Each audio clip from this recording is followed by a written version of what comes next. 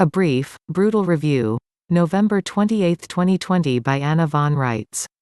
Bretton Woods died in 1971 with the advent of the Petro Dollar. Oddly, many Americans haven't noticed that this was a watershed event, much less tracked the results of Tricky Dick Nixon's multitudinous contributions to our present situation.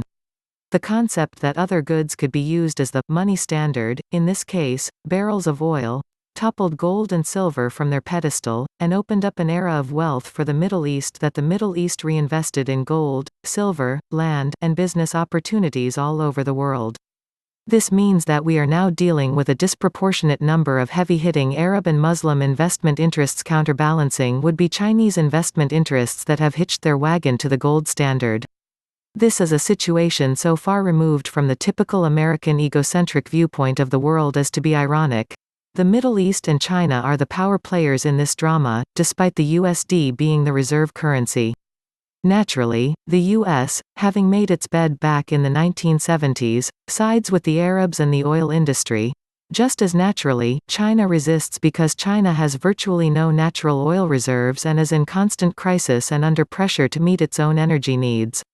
And all of this drama centers around what commodities are to be used as the money standard, oil or gold, or something else entirely. Get a clue, folks, the New Green Deal isn't about the environment.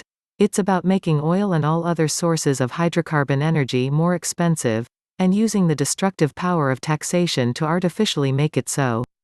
Higher oil prices, even artificially bumped up oil prices, bulk up the coffers and empower Western corporate governments and their Middle Eastern business partners. This creates a strong dollar, even if it promotes a weak economy. You may not have noticed that the New York Stock Exchange is no longer in New York. It has moved to Tel Aviv. No joke. The tickers stopped ticking 3 years ago. The financial district is missing the stock exchange and the Federal Reserve, both. This observation should give Americans cause to pause. The source of all the military script known as Federal Reserve notes, is now just an adjunct account under the auspices of the IMF, and the IMF is just an adjunct of the World Bank. And the stock market is booming during a bizarre, and apparently, pre-planned, live exercise pandemic. The portfolio managers of unimaginably huge pension and public association slush funds are self-investing, a process by which millions of investors who don't really exist except on paper, plunk money that doesn't exist, either down on already grossly overvalued stocks in order to bulk up the apparent value of all those stocks. The stocks and the trading boards are, of course, managed via the virtual trading network located in Tel Aviv, and that virtual stock market syndicate can do whatever in the world it likes to stock prices no matter who is flowing what form of money into the market. Controlling the outcome of political elections as small beans compared to controlling the Tel Aviv Stock Exchange, NYSE. All the dirt about to be released about stuffing electronic ballot boxes pales by comparison when you realize that the same thing, the same kind of computerized fraud, has been applied to the value of stocks and bonds.